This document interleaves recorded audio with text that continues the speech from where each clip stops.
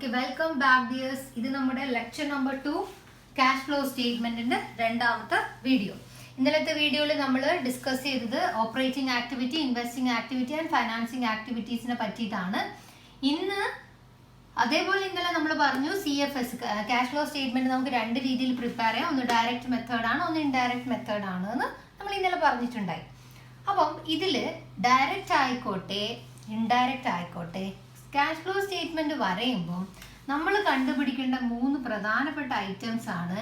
ഒന്ന്, ഓപ്പറേറ്റിംഗ് ആക്ടിവിറ്റീസിന് എത്രയാണ് cash flow, investing ആക്ടിവിറ്റീസിന് എത്രയാണ് ക്യാഷ് ഫ്ലോ ആൻഡ് ഫൈനാൻസിങ് ആക്ടിവിറ്റീസിന് എത്രയാണ് ക്യാഷ് ഫ്ലോ. അപ്പൊ ഇതിൽ നമ്മളെ സ്റ്റെപ്സ് എന്ന് പറഞ്ഞാൽ ഇത് മൂന്ന് കണ്ടുപിടിക്കേണ്ടതാണ്. ഓക്കെ, ഇത് രണ്ടും തമ്മിൽ എന്താ വ്യത്യാസം എന്ന് പറഞ്ഞാൽ ഈ ഓപ്പറേറ്റിംഗ് ആക്ടിവിറ്റി ഡയറക്റ്റ് മെത്തേഡിൽ കണ്ടുപിടിക്കാൻ ഒരു ഫോമാറ്റ്, ഇൻഡയറക്റ്റ് മെത്തേഡിൽ കണ്ടുപിടിക്കാൻ വേറൊരു ഫോമാറ്റ്. ഇതിൽ രണ്ട് മെത്തേഡിലും ഇതിന്റെ സ്റ്റെപ്പും സെയിം ആണ്, ഇതിന്റെ സ്റ്റെപ്പും സെയിം ആണ്. സോ ഡിഫറൻസ് ഈ രണ്ട് മെത്തേഡുകൾ തമ്മിൽ ഒരേ ഒരു ഐറ്റത്തിൽ മാത്രം ഡിഫറൻസ് വരിക, അത് cash flow from operating activities കണ്ടുപിടിക്കുന്നതിലാണ്. ക്ലിയർ ആണല്ലോ. ഇന്ന് നമ്മുടെ ക്ലാസ് ഫോമാറ്റ് ആണ്. സോ ഫോമാറ്റ് നമുക്ക് നോക്കാം. അപ്പൊ നമ്മൾ ആദ്യം ഇൻഡയറക്റ്റ് മെത്തേഡാണ് നമ്മൾ ആദ്യം നോക്കുന്നത്. ഡയറക്റ്റ് മെത്തേഡ് അല്ല, നമ്മൾ ആദ്യം ഇൻഡയറക്റ്റ് മെത്തേഡാണ് നോക്കുന്നത്. അപ്പൊ ഞാൻ ഓൾറെഡി പറഞ്ഞു നമ്മൾ കണ്ടുപിടിക്കേണ്ട വരെ ഒന്ന് cash flow from operating activities, പിന്നെ നമ്മൾ രണ്ട് cash flow from investing activities, പിന്നെ നമ്മൾ cash flow from financing activity. ഇങ്ങനെയാണ് നമ്മൾ ചെയ്യുക. ഓക്കെ, പക്ഷെ നമുക്കറിയാം ആദ്യം നമ്മൾ എന്താ കണ്ടുപിടിക്കേണ്ട വരിക, ഓപ്പറേറ്റിംഗ് ആക്ടിവിറ്റീസ് ആണ്. സോ നമുക്ക് ആദ്യം ക്യാഷ് ഫ്രം ഓപ്പറേറ്റിംഗ് ആക്ടിവിറ്റീസ് എങ്ങനെയാണ് ഇൻഡയറക്റ്റ് മെത്തേഡിൽ കണ്ടുപിടിക്കാൻ നോക്കാം. ഇൻഡയറക്റ്റ് മെത്തേഡിൽ നമ്മൾ സ്റ്റാർട്ട് ചെയ്യുന്നത് നെറ്റ് പ്രോഫിറ്റ് വെച്ചിട്ടാണ്. Net profit. ഓക്കെ, ടെക്സ്റ്റ് ബുക്കിലെ ഫോമാറ്റിൽ ബിഫോർ ടാക്സ് എന്ന് കണ്ടതുകൊണ്ട് ഞാൻ അവിടെ ബിഫോർ ടാക്സ് എന്ന് എഴുതി. ബട്ട് ഇത് ക്വസ്റ്റ്യനെ ഡിപ്പെൻഡ് ചെയ്തിട്ടായിരിക്കും ഉണ്ടാവുക. ഓക്കെ, ചിലപ്പം ബിഫോർ ടാക്സ് ആയിരിക്കാം, ചിലപ്പോൾ ആയിരിക്കൂല, ചിലപ്പോൾ ആഫ്റ്റർ ടാക്സ് ആയിരിക്കാം. That depends on the question. അപ്പം നമ്മൾ അത് ക്വസ്റ്റ്യൻ വരുമ്പോൾ പറയും. അപ്പോൾ ഇവിടെ നമ്മൾ ഒരു ജനറലി പോലെ നമ്മൾ എടുക്കുന്നു net profit before tax. Clear ആണല്ലോ. ഓക്കെ, അപ്പോൾ നമ്മൾ ആദ്യം ക്വസ്റ്റ്യൻ കിട്ടിയാൽ നെറ്റ് പ്രോഫിറ്റ് അതിൽ നിന്ന് എടുത്തിട്ട് നെറ്റ് പ്രോഫിറ്റ് എങ്ങനെ എടുക്കുന്നൊക്കെ നമ്മൾ പറയും. അപ്പോൾ നെറ്റ് പ്രോഫിറ്റ് എടുത്ത് നമ്മളിവിടെ എഴുതി. അതിനുശേഷം നെറ്റ് പ്രോഫിറ്റിന്റെ കൂടെ ചില സാധനങ്ങൾ ആഡ് ചെയ്യണം, ചില സാധനങ്ങൾ ലെസ് ചെയ്യണം. ഓക്കെ, ആ ആഡ് ചെയ്യേണ്ടി ലെസ് ചെയ്യേണ്ടി ഐറ്റംസ് ഏതാണ് ഇനി നമുക്ക് നോക്കാം. ഇവിടെ ഉള്ളത് നോക്കി ആ നെറ്റ് പ്രോഫിറ്റ് ഇവിടെ നമ്മൾ ആദ്യം എഴുതുന്നു. ഓക്കെ, അപ്പോൾ ഇവിടെ നമ്മൾ ആ നെറ്റ് പ്രോഫിറ്റ് ക്വസ്റ്റ്യൻ കണ്ടുപിടിച്ച് ഇവിടെ എഴുതി നമ്മൾ. ഓക്കെ, ഇനി അതിനകത്തുനിന്ന് കുറച്ച് ഈ നെറ്റ് പ്രോഫിറ്റ് നമ്മൾ കുറച്ച് സംഭവം ആഡും ചെയ്യും, കുറച്ച് സംഭവം ലെസ്സും ചെയ്യും. ആഡ് ചെയ്യേണ്ട ഐറ്റമാണ് ഇവിടെ എഴുതിയിരിക്കുന്നത്. ഇത് ആഡ് ചെയ്ത ഐറ്റത്തിൻ്റെ ഹെഡിങ് ആണ് കേട്ടോ. Non cash and non operating items ഈ നമ്മൾ ക്വസ്റ്റ്യനിൽ തന്നിരിക്കുന്ന നെറ്റ് പ്രോഫിറ്റ് നമ്മൾ ആഡ് ചെയ്യണം. ഓക്കെ, അപ്പോൾ ഇത് ആഡ് ചെയ്യുമ്പം നമുക്കറിയണം ഏതൊക്കെയാണ് നോൺ ക്യാഷ്, ഏതൊക്കെയാണ് നോൺ ഓപ്പറേറ്റിംഗ് ഐറ്റംസ് എന്ന്. അപ്പോൾ ഈ നോൺ ക്യാഷ് ഐറ്റംസ് എന്ന് പറഞ്ഞാൽ നമ്മളിപ്പോൾ P&L അക്കൗണ്ടിൽ നിന്നാണ് നമ്മൾ ആരെ പ്രിപ്പയർ ചെയ്യുന്നത്, കണ്ടുപിടിക്കുന്നത് net profit. Right, net profit P&L അക്കൗണ്ടിൽ നിന്നല്ലേ കിട്ടുക. അപ്പോൾ ഈ P&L അക്കൗണ്ട് നമ്മൾ ഡെബിറ്റ് സൈഡിലൊക്കെ കുറേ എക്സ്പെൻസ്, ക്രെഡിറ്റിൽ കുറേ ഇൻകം എഴുതിയിട്ടുണ്ടാവും. ഇതിൽ ഞാൻ കുറച്ച് ഐറ്റം എഴുതിയിട്ടുണ്ട്. Rent, salary, depreciation, provision. ഈ റെൻറ്റ് എന്ന് പറയുന്ന ഒരു എക്സ്പെൻസിൻ്റെ പ്രശ്നം എന്ന് വെച്ചാൽ നമ്മുടെ കയ്യിൽ നിന്ന് ക്യാഷ് പുറത്തൊരാൾക്ക് നമ്മൾ റെൻറ്റ് കൊടുക്കുന്നുണ്ട്. സോ ക്യാഷ് പോകുന്നുണ്ട്. സാലറി എന്ന് പറയുമ്പോൾ നമ്മൾ ആ കയ്യിൽ നിന്ന് ക്യാഷ് പോകുന്നുണ്ട്.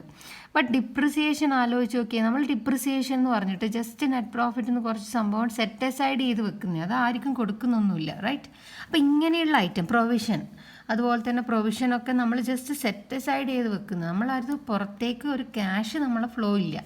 സോ അങ്ങനെയുള്ള ഐറ്റത്തിനെയാണ് നമ്മൾ നോൺ ക്യാഷ് ഐറ്റംസ് എന്ന് പറയാം. ഓക്കെ, നോൺ ഓപ്പറേറ്റിംഗ് എന്ന് പറഞ്ഞാൽ ബിസിനസ് ചെയ്തിട്ടല്ലാണ്ട് ഉണ്ടാകുന്ന സാധനങ്ങൾ. ഓക്കെ, അപ്പോൾ നമ്മൾ ഈ നോൺ ക്യാഷ് ഐറ്റംസ് ഏതൊക്കെയാണെന്ന് നോക്കാം. ഡിപ്രിസിയേഷൻ ഉണ്ട്, പ്രൊവിഷൻ ഫോർ ഡിപ്രിസിയേഷൻ അല്ലെ, depreciation, preliminary expense, discount on issue of share debenture, goodwill written off, loss on sale of fixed asset, provision for doubtful debts, dividend paid, proposed ഡിവിഡൻറ്റും വരും, അതും അതിൻ്റെ കോണ്ടെക്സ്റ്റിൽ ഞാൻ എക്സ്പ്ലെയിൻ ചെയ്യും. Underwriting commission, written off. അപ്പോൾ ഈ ഒരു സംഭവം നിങ്ങൾ അത്യാവശ്യം നിങ്ങളുടെ മനസ്സിലുണ്ടായിരിക്കേണ്ടതാണ്. ക്വസ്റ്റ്യനിൽ ഈ സംഭവം കണ്ടാൽ അതിവിടെ വന്ന് ആഡ് ചെയ്യണമെന്ന് നിങ്ങൾക്കറിയണം. അതിൻ്റെ അർത്ഥം ഫോമാറ്റ് ഒന്ന് ഇത്തിരി തറവായിട്ട് പഠിക്കണം. അപ്പോൾ നമ്മൾ ഇത്രയും കാര്യം ഈ പ്രോഫിറ്റ് നിന്ന് ആഡ് ചെയ്തപ്പം കുറച്ച് സംഭവം നമുക്ക് ലെസ് ചെയ്യാനുണ്ട്. അത് rent received, interest received, dividend received. Okay, ഇത് ഏതൊക്കെ റെൻറ്റാണ് ഏതൊക്കെയാണെന്നൊക്കെ നമ്മൾ വഴിയെ ക്വസ്റ്റ്യൻ എടുക്കുമ്പോൾ നമ്മൾ പറയും. Rent received, interest received, dividend received. പിന്നെ profit on sale of fixed asset investment. ഇവിടെ നമുക്ക് loss on sale of fixed asset കാണാം. അപ്പോൾ പ്രോഫിറ്റ് നമ്മൾ ഇവിടെ നിന്നാണ് ചെയ്യുന്നത്. ഇതിൻ്റെ കൂടെ ഒരു സംഭവം കൂടെ നിങ്ങൾ എഴുതി ചേർത്തോ, profit on revaluation of fixed asset, revaluation of asset, profit on revaluation of asset. ഒരു പെൻസിലെടുത്ത് അവിടെ എഴുതി ചേർത്തോ. കഴിഞ്ഞ പ്രാവശ്യത്തെ എക്സാമിന് അതാണ് ചോദിച്ചത്, profit on revaluation of fixed asset. Clear ആണല്ലോ? അപ്പോൾ നമ്മൾ ഈ നെറ്റ് പ്രോഫിറ്റ് നിന്ന് കുറച്ച് സംഭവം ആഡും ചെയ്തു. ലെസ് ചെയ്താൽ നമുക്ക് കിട്ടുന്നതിന് നമ്മൾ പേരാണ് operating profit. Operating profit before working capital changes. അപ്പോൾ ഓപ്പറേറ്റിംഗ് ആക്ടിവിറ്റിയാണ്. അപ്പോൾ operating profit before working capital changes.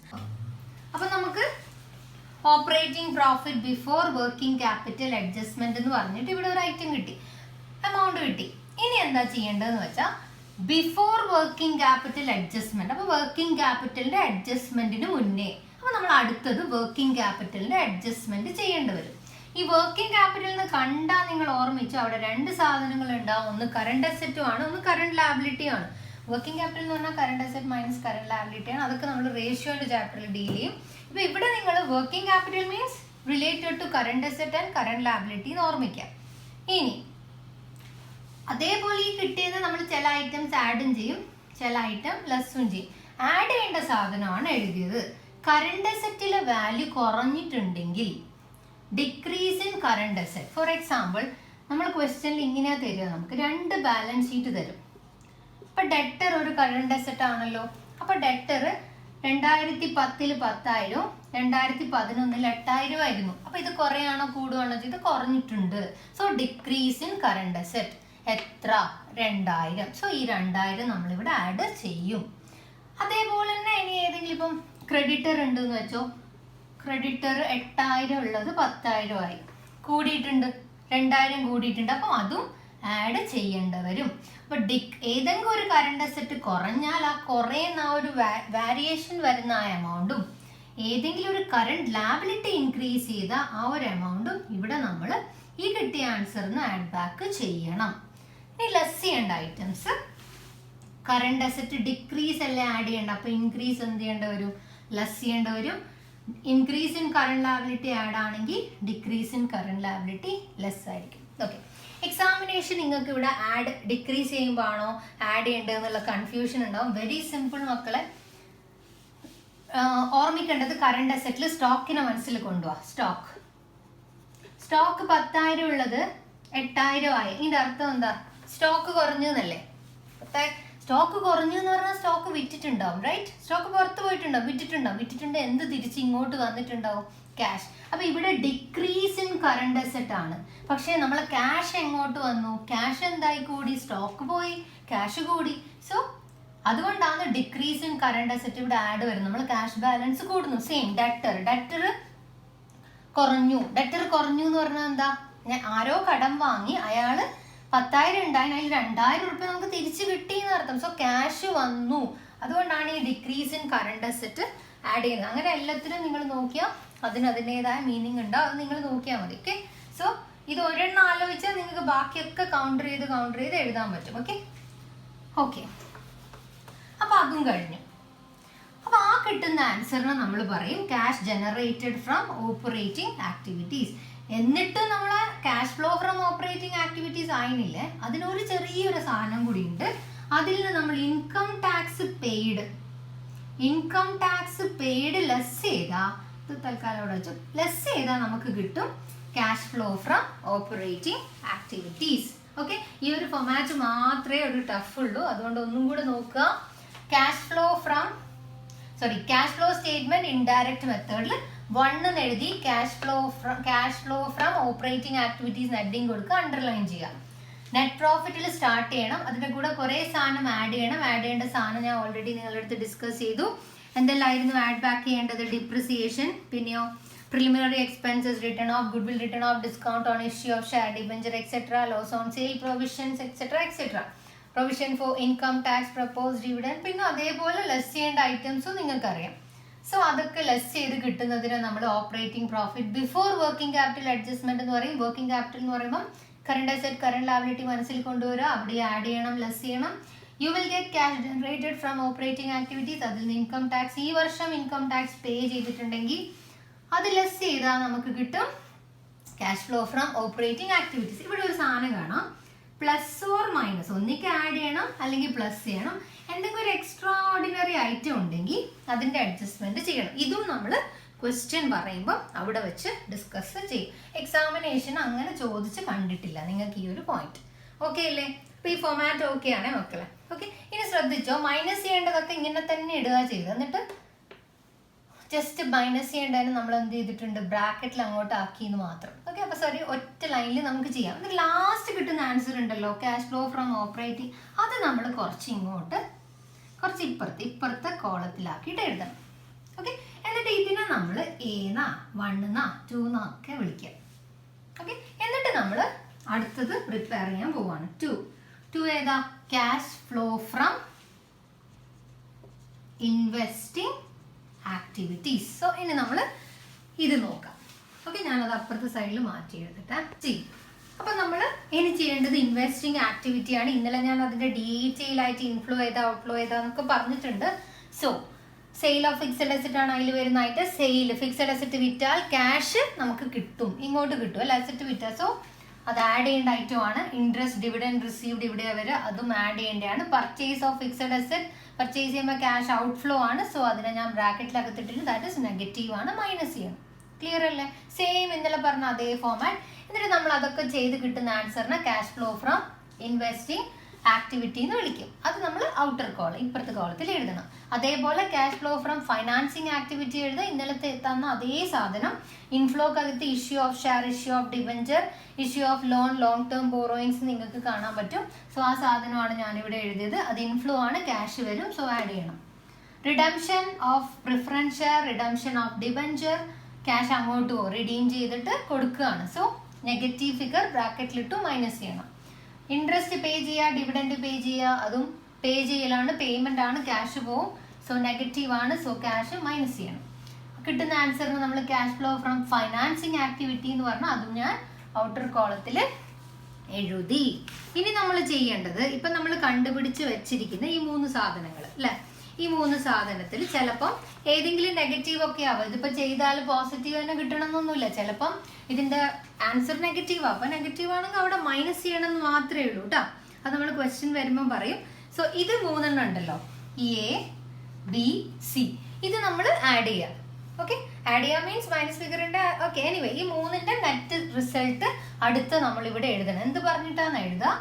Net ചിലപ്പം ഇൻക്രീസ് ആയിരിക്കാം അല്ലെങ്കിൽ ഡിക്രീസ് ആയിരിക്കും. അത് ക്വസ്റ്റ്യൻ വരുമ്പോൾ നമുക്ക് പറയാൻ പറ്റും. Net increase or decrease in cash and cash equivalent. ഞാൻ തൽക്കാലം ക്യാഷ് എന്ന് എഴുതുകയാണ്. എനിവേ ഇവിടെ എഴുതിയേക്കാം, ക്യാഷ് ഈക്വലൻ്റ്. ഓക്കെ അല്ലേ? സോ അതെവിടുന്ന് കിട്ടിയ 1, 2, 3 ഇതിൻ്റെ നെറ്റാണ് അത്. ആ കിട്ടിയ ഫിഗറും ഞാനിവിടെ എഴുതി. ഓക്കെ, ഇനി ക്വസ്റ്റ്യനിലെ ബാലൻസ് ഷീറ്റ് എടുക്കുക, ഓപ്പണിംഗ് ബാലൻസ് ഷീറ്റ് എടുക്കുക, അതിനകത്ത് പോവുക, അതിനകത്ത് ക്യാഷ് ഈക്വലൻ്റ് ഉണ്ടെങ്കിൽ അതെടുത്തിട്ട് ഇവിടെ എഴുതുക. ഓക്കെ, ക്വസ്റ്റ്യനിൻ്റെ ഓപ്പണിംഗ് ബാലൻസ് ഷീറ്റിലെ ക്യാഷ് ഇന്നലെ നമ്മൾ സംസാരിച്ചിട്ടുണ്ട് അതിനെ പറ്റിയിട്ട് അല്ലേ. എന്നിട്ട് ആ കിട്ടുന്ന ഇവിടെ ഒരു ആൻസർ കിട്ടുമല്ലോ. ഇത് രണ്ടും ചെയ്താൽ നമുക്ക് ഇവിടെ ഒരു ആൻസർ കിട്ടൂലേ. ആ ആൻസറിന് നമ്മൾ പറയും cash and cash equivalent at the end, അതായത് closing balance at end. Closing balance അതായത് ബാലൻസ് ഷീറ്റ് എടുക്കുക, ബാലൻസ് ഷീറ്റിൽ ക്ലോസിംഗ് ബാലൻസ് ഷീറ്റിലുള്ള ക്യാഷ് ഈ കിട്ടിയ ആൻസർ തന്നെ അല്ലെങ്കിൽ നിങ്ങളുടെ ആൻസർ തെറ്റാന്ന് അർത്ഥം. അതിൻ്റെ അർത്ഥം നമുക്കൊരു ക്വസ്റ്റ്യൻ പേപ്പറിൽ ഈ ഒരു സംഭവം ചെയ്താൽ നിങ്ങൾക്ക് മനസ്സിലാവും ഇത് ശരിയാണോ നിങ്ങൾ ചെയ്ത തെറ്റാണോ. ബിക്കോസ് ഇതിൻ്റെ ആൻസർ ഓൾറെഡി നമുക്ക് ക്വസ്റ്റ്യനിൽ തന്നിട്ടുണ്ടാവും. നിങ്ങൾ ഇത് ചെയ്തിട്ട് ഈ ആൻസർ കണ്ടുപിടിക്കണം, അത്രയേ ഉള്ളൂ. ഇത് ഓപ്പണിംഗ് ക്യാഷിൻ്റെ ബാലൻസ്, ഇത് ക്ലോസിംഗ് ക്യാഷിൻ്റെ ബാലൻസ്. ഇതൊക്കെ ചെയ്താൽ നിങ്ങൾക്ക് ഈ ആൻസർ കിട്ടും. ഈ ആൻസർ നിങ്ങൾ ക്വസ്റ്റ്യനിൽ തന്നിരിക്കുന്ന ക്ലോസിംഗ് ക്യാഷ് അല്ലെ ക്യാഷ് ഈക്വലന്റിന്റെ ബാലൻസിന് തുല്യമായിരിക്കണം, അല്ലെങ്കിൽ ആൻസർ തെറ്റാണ്. സോ ഇവിടെയുള്ള പർപ്പസ് വെറുതെ ഫോമാറ്റ് പഠിപ്പിക്കലാണ്. ഇനി ഞാനൊരു പ്രോബ്ലം എടുത്തിട്ട് ചെയ്യുമ്പോൾ നിങ്ങൾക്കത് ക്ലിയർ ആയിക്കോളും. ഓക്കെ, ഞാൻ കുറച്ച് വലിയ എസ്സേ ടൈപ്പ് പ്രോബ്ലം എടുക്കും. പ്രീവിയസ് ക്വസ്റ്റ്യൻ പേപ്പറിൽ വന്നത് തന്നെ എടുക്കാം. അപ്പോൾ ഈ ഒരു ഫോമാറ്റ് നിങ്ങൾക്ക് തറോ ആയിരിക്കണം. ക്വസ്റ്റ്യൻ പേപ്പറിൽ റിപ്പീറ്റ് ആയിട്ട് ചോദിക്കുന്ന ക്യാഷ് ഫ്ലോ സ്റ്റേറ്റ്മെന്റ് ചെയ്യാൻ ആവശ്യമായ കുറച്ച് ഐറ്റംസിനെ പറ്റിയിട്ടാണ് ഞാനിനി പറയുന്നത്. അതിലൊന്നാമത് ഞാൻ പറയുന്നത് പ്രൊവിഷൻ ഫോർ ടാക്സേഷനെ പറ്റിയിട്ടാണ്. Provision for taxation. ഓക്കെ, ശ്രദ്ധിച്ച് കേൾക്കുക. ബാക്കി ഈ സാധനം ഞാൻ പറയുന്നത് മനസ്സിൽ തറവാക്കുക. ബാക്കി ക്വസ്റ്റ്യൻ കിട്ടുമ്പോൾ നമ്മൾ ഓട്ടോമാറ്റിക്കായിട്ട് നമുക്കത് കിട്ടിക്കോളും. ബട്ട് നിങ്ങളിത് നോക്കുക. ഓക്കെ, ഞാനിത് 3 വർഷമായിട്ട് എടുക്കുന്ന സബ്ജക്റ്റാണ് മക്കളെ. സോ പ്ലീസ് ഞാൻ പറയുന്നത് അതുപോലെ ചെയ്താൽ നിങ്ങൾക്ക് എളുപ്പമായിരിക്കും. ഓക്കെ, കറണ്ട് ഇയറിലെ പ്രൊവിഷൻ ഫോർ ടാക്സേഷൻ. കറണ്ട് ഇയറിൽ എങ്ങനെ കറണ്ട് ഇയർ തിരിച്ചറിയുമെന്ന് വെച്ചാൽ 2010, 2011 ക്വസ്റ്റ്യനിൽ എന്ന് വിചാരിച്ചോ. ബാലൻസ് ഷീറ്റ് തന്നിരിക്കുന്നത് 10-11 ആണെങ്കിൽ ഇതാണ് നമ്മുടെ കറണ്ട് ഇയർ, ഇതാണ് നമ്മുടെ പ്രീവിയസ് ഇയർ. ഓക്കെ, അപ്പൊ കറണ്ട് ഇയറിലെ പ്രൊവിഷൻ നമ്മളിപ്പോൾ നെറ്റ് പ്രോഫിറ്റിന്റെ കൂടെ കുറേ ഐറ്റംസ് ആഡ് ബാക്ക് ചെയ്തില്ലേ. ഓക്കെ, ആ ആഡ് ബാക്ക് ചെയ്യുന്നതിനകത്ത് നിങ്ങൾ പ്രൊവിഷൻ ഫോർ ടാക്സേഷൻ എന്ന് പറഞ്ഞിട്ട് അവിടെ ആഡ് ചെയ്യണം. ഇൻഡയറക്റ്റ് മെത്തേഡിൽ ഫോമാറ്റിൽ നെറ്റ് പ്രോഫിറ്റ് എന്ന് കുറേ സാധനം ആഡ് ചെയ്യുന്നില്ലേ, അവിടെ കറണ്ട് ഇയറിലെ പ്രൊവിഷൻ ഫോർ ടാക്സേഷൻ ആഡ് ചെയ്യണം. ഇനി പ്രീവിയസ് ഇയറിലെ ആണെങ്കിൽ നമ്മൾ ലെസ് ഇൻകം ടാക്സ് പെയ്ഡ് എന്ന് പറഞ്ഞിട്ട് ഫോമാറ്റ് എടുക്ക്. ലെസ് ഇൻകം ടാക്സ് പെയ്ഡ് എന്ന് കണ്ടില്ലേ. Cash generated from operating activities എന്ന് നമ്മൾ ഇൻകം ടാക്സ് പേജ് ലെസ് ചെയ്തില്ലേ. ഈ ഒരു 2010 പ്രൊവിഷൻ ഫോർ ടാക്സേഷൻ നമ്മൾ ഇവിടുന്ന് ലെസ് ചെയ്ത് കാണിക്കണം. ചുരുക്കി പറഞ്ഞാൽ കറണ്ട് ഇയറിലെ നെറ്റ് പ്രോഫിറ്റ് കൂടെ ആഡ് ചെയ്യണം, പ്രീവിയസ് ഇയറിൽ ലെസ് ചെയ്യണം. എവിടുന്ന്?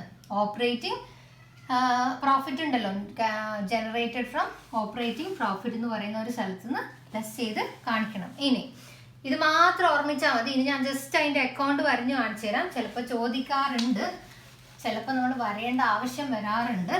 സോ പ്രീവിയസ് ഇയറിലത് ലെസ് ചെയ്യണം. Okay, C provision for taxation എന്ന് പറഞ്ഞാൽ ഒരു ലാബിലിറ്റി ആണ്. ഓക്കെ, ടാക്സേഷൻ എന്നൊക്കെ എഴുതിയേക്കണേ. ലാബിലിറ്റിക്ക് എപ്പോഴും ഓപ്പണിംഗ് ക്രെഡിറ്റ് ബാലൻസ് ആണ്. So opening will come credit side. Okay, opening balance എന്ന് പറഞ്ഞാൽ എന്താ?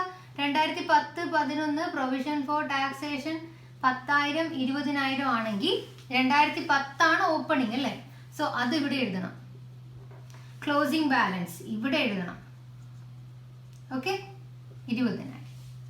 അപ്പൊ ഞാൻ എന്താ പറഞ്ഞ, ഈ വർഷത്തെ അതായത് 2010 കറണ്ട് ഇയറിലെ നെറ്റ് പ്രോഫിറ്റിൽ ആഡ് ചെയ്യണം. അപ്പൊ നമ്മൾ ഇവിടെ എഴുതും. ഇവിടെ എഴുതുന്നത് P&L അക്കൗണ്ടിൽ ലെസ് എക്സ്പെൻസ് ആയിട്ട് കാണിക്കുന്ന. എനിവേ അതൊന്നും ഞാൻ പോകുന്നില്ല. ഞാൻ അക്കൗണ്ടൻസി അല്ല മീൻസ് ഞാൻ നിങ്ങളെ തറോ അക്കൗണ്ടൻസി പഠിപ്പിക്കാനല്ല ഇവിടെ ഇരിക്കുന്നത്. അതുകൊണ്ട് ഞാൻ ഇതിനെ പറ്റി പറയുന്നില്ല.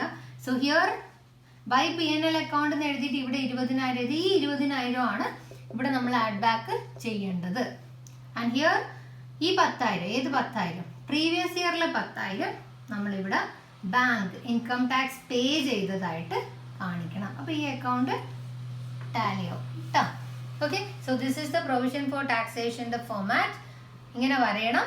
നിങ്ങൾ ഓർമ്മിക്കേണ്ടത് കറണ്ട് ഇയറിലെ നെറ്റ് പ്രോഫിറ്റിൻ്റെ കൂടെ ആഡ് ചെയ്യണം, പ്രീവിയസ് ഇയറിലെ ആ ഇൻകം ടാക്സ് പെയ്ഡ് എന്ന് പറഞ്ഞിട്ട് ലെസ് ചെയ്തതായിട്ട് കാണിക്കണം. ഇനി നമുക്ക് അടുത്ത ഐറ്റം നോക്കാം. അടുത്തത് പ്രപ്പോസ്ഡ് ഡിവിഡൻഡ് ആണ്. പ്രപ്പോസ്ഡ് ഡിവിഡൻഡും സെയിം അതുപോലെ തന്നെ കറണ്ട് ഇയറിലത് പ്രോഫിറ്റിന്റെ കൂടെ ആഡ് ബാക്ക് ചെയ്യണം, പ്രീവിയസ് ഇയറിലത് പെയ്ഡ് ആയിട്ട് കാണിക്കണം. ഡിവിഡൻഡ് പെയ്ഡ് എവിടെയാണോ കാണിക്കേണ്ടത്? ഡിവിഡൻഡ് പെയ്ഡ് ഫോമാറ്റിൽ നോക്കിയേ. ഡിവിഡൻഡ് പെയ്ഡ് അവിടെ. ഓക്കെ, അത് ഞാൻ ഇവിടെ എഴുതിയില്ല. ഇവിടെ എഴുതിയിട്ടുണ്ട്. Dividend paid. സോ അതോടെ കാണിക്കണം. ഫൈനാൻസിങ് ആക്ടിവിറ്റീസിൽ ഡിവിഡൻഡ് പെയ്ഡ് എന്ന് പറഞ്ഞിട്ട് ലെസ് ചെയ്ത് കാണിക്കണം. ഫൈനാൻസിങ് ആക്ടിവിറ്റീസിൽ ഡിവിഡൻഡ് പെയ്ഡ് എന്ന് പറഞ്ഞാൽ ലെസ് ചെയ്ത് കാണിക്കണം. ഏത്? പ്രീവിയസ് ഇയറിൽ. പ്രീവിയസ് ഇയർ എന്ന് പറഞ്ഞാൽ 12-13 എടുക്കാം. So this is the previous year and this is the current year. Current ഇയറിൽ നെറ്റ് പ്രോഫിറ്റിന്റെ കൂടെ ആഡ് ബാക്ക് ചെയ്യണം. പ്രീവിയസ് ഇയറിൽ നമ്മൾ ഫൈനാൻസിങ് ആക്ടിവിറ്റീസിൽ നമ്മൾ എന്ത് ചെയ്യും? ലെസ് ചെയ്യും. ക്ലിയർ ആണല്ലോ. ഇനി അടുത്തത് ഇൻട്രീം ഡിവിഡൻഡ് ആണ്. Okay, interim dividend. Okay, full എഴുതാം. ഇൻറ്ററിം ഡിവിഡൻഡ് ആണെങ്കിലും സെയിം. കറണ്ട് ഇയറിലത് നെറ്റ് പ്രോഫിറ്റിൻ്റെ കൂടെ ആഡ് ബാക്ക് ചെയ്യണം. പ്രീവിയസ് ഇയറിൻ്റെത് നമ്മുടെ ഫൈനാൻസിങ് ആക്ടിവിറ്റീസിന് ലെസ് ചെയ്യണം. സെയിം പ്രപ്പോസ് ഡിവിഡൻഡ് ചെയ്യുന്ന പോലെ തന്നെ ഇതും ചെയ്യണം. ഓക്കെ, ഇവിടെ നമുക്ക് interim dividend okay. Anyway question വരുമ്പോൾ പറയാം. കറണ്ട് ഇയർ നെറ്റ് പ്രോഫിറ്റിൽ ആഡ് ബാക്ക് ചെയ്യണം. പ്രീവിയസ് ഇയർ ഫൈനാൻസിങ് ആക്ടിവിറ്റീസിന് ലെസ് ചെയ്യണം. ഇതൊക്കെ നിങ്ങൾ നോട്ട് ഉണ്ടാക്കി വെച്ചുകൊണ്ട് പോണേ മക്കളെ. ഇതിൽ നമ്മൾ ക്യാഷ് ആൻഡ് ക്യാഷ് ഈക്വലൻസിനെ പറ്റി സംസാരിച്ചിട്ടുണ്ടായി. ആ സമയത്ത് ഞാൻ അതിൽ 2 ഐറ്റം ആഡ് ചെയ്യാൻ മറന്നു. ഒന്ന് ട്രഷറി ബില്ലും 1 കമേഴ്ഷ്യൽ പേപ്പേഴ്സ്. അങ്ങനെ വരുന്ന ഐറ്റംസും ക്യാഷ് ഈക്വലൻസിൽ നിങ്ങൾ അതും കൂടെ എഴുതി ചേർക്കണം. ഓക്കെ, ഞാൻ കുറേ സാധനം ഇവിടെ എഴുതി തന്ന ഓർമ്മയില്ലേ ഇന്നലത്തെ ക്ലാസ്സിൽ. സോ അവിടെ ട്രഷറി ബില്ല്, കമേഴ്ഷ്യൽ പേപ്പേഴ്സ് ഒക്കെ നിങ്ങൾ അവിടെ എഴുതി ചേർക്കണം. ഇനി നമ്മൾ ഫോമാറ്റ് എടുത്തു നോക്കിയാൽ add or less extraordinary items എന്ന് എഴുതി കാണാം. ഇൻകം ടാക്സിന്റെ പെയ്ഡിന്റെ തൊട്ട് താഴെ. So what are the extraordinary items എന്നാണ് ഇപ്പോൾ പറയാൻ പോകുന്നത്. Okay, extraordinary items means claim from insurance company. Insurance കമ്പനീൻ്റെ അടുത്ത് നിന്ന് എന്തെങ്കിലും ക്ലെയിം കിട്ടിയാൽ ക്യാഷ് ഇങ്ങോട്ട് വരുമോ? ക്യാഷ് കിട്ടുകയാണെങ്കിൽ ആഡ് ചെയ്യണം. ഇനി പോകുന്ന ക്ലെയിം ആണെങ്കിൽ ലെസ് ചെയ്യണം. ഓക്കെ, പോകുന്ന ക്ലെയിം ഒന്നും അങ്ങനെ വരൂല, ഞാൻ ജസ്റ്റ് പറഞ്ഞതേ ഉള്ളൂ. ഇവിടെ ആഡ് ഓർ ലെസ് എന്ന് എഴുതാം. എപ്പോഴാണ് ആഡ് ചെയ്യുക? ക്യാഷ് ഇങ്ങോട്ട് വരികയാണെങ്കിൽ. എപ്പോഴാണ് ലെസ് ചെയ്യുക? ക്യാഷ് അങ്ങോട്ട് പോവുകയാണെങ്കിൽ. So claim from insurance. പിന്നെ ബാഡ് ഡെറ്റ് റിക്കവേർഡ്. കിട്ടൂല എന്ന് വിചാരിച്ച ബാഡ് ഡെറ്റ് കിട്ടി, അതിൻ്റെ അർത്ഥം എന്താ? ക്യാഷ് വന്നു. സോ ആഡ് ചെയ്യണം. വിന്നിങ് ഫ്രം ലോട്ടറിന്ന് വിൻ ചെയ്യാം. അല്ലെങ്കിൽ എന്തെങ്കിലും ഒരു കേസ് ഉണ്ടായി, കേസ് സ്യൂട്ട്, സോ അതിൽ നിന്ന് നമ്മൾ ജയിക്കുക. സോ അങ്ങനെയൊക്കെ വരുന്ന ഐറ്റമാണ് എക്സ്ട്രാ ഓർഡിനറി ഐറ്റംസ് എന്ന് പറയുന്നത്. അത് സിറ്റുവേഷൻ നോക്കിയിട്ട് ക്യാഷ് വരികയാണെങ്കിൽ ആഡ് ചെയ്യണം, ക്യാഷ് പോവുകയാണെങ്കിൽ ലെസ് ചെയ്യണം. ഓക്കെ അല്ലേ? ഓക്കെ, ഇനി എനിക്ക് ഫിക്സഡ് അസറ്റിന്റെ അക്കൗണ്ട് വരാൻ പഠിപ്പിക്കാനുണ്ട്. പ്രൊവിഷൻ ഫോർ ഡിപ്രിസിയേഷൻ അല്ലെങ്കിൽ അക്യുമുലേറ്റഡ് ഡിപ്രിസിയേഷൻ പഠിപ്പിക്കാനുണ്ട്. ബട്ട് അത് ഞാനിപ്പോൾ തുടങ്ങൂല. ഇനി അടുത്ത എൻ്റെ വീഡിയോയിൽ ഞാൻ 2020 അതായത് നിങ്ങളുടെ ലാസ്റ്റ് ഇയർ നടന്ന എക്സാമിൻ്റെ എസ്സേ വന്ന ക്വസ്റ്റ്യൻ നമ്മളിവിടെ വർക്കൗട്ട് ചെയ്യും. അതിൽ 8 മാർക്കിന് ക്യാഷ് ഫ്ലോ സ്റ്റേറ്റ്മെൻറ്റ് ചോദിച്ചിട്ടുണ്ടായി. ആ പ്രോബ്ലം നമ്മളിവിടെ വർക്കൗട്ട് ചെയ്യും. പിന്നെ ഈ ചാപ്റ്റർ ഈസി ആവണമെങ്കിൽ ഞാൻ ഇപ്പോൾ പഠിപ്പിച്ചു തന്ന ഫോമാറ്റ് ക്ലിയർ ആയിട്ട് നിങ്ങൾക്ക് അറിഞ്ഞിരിക്കണം.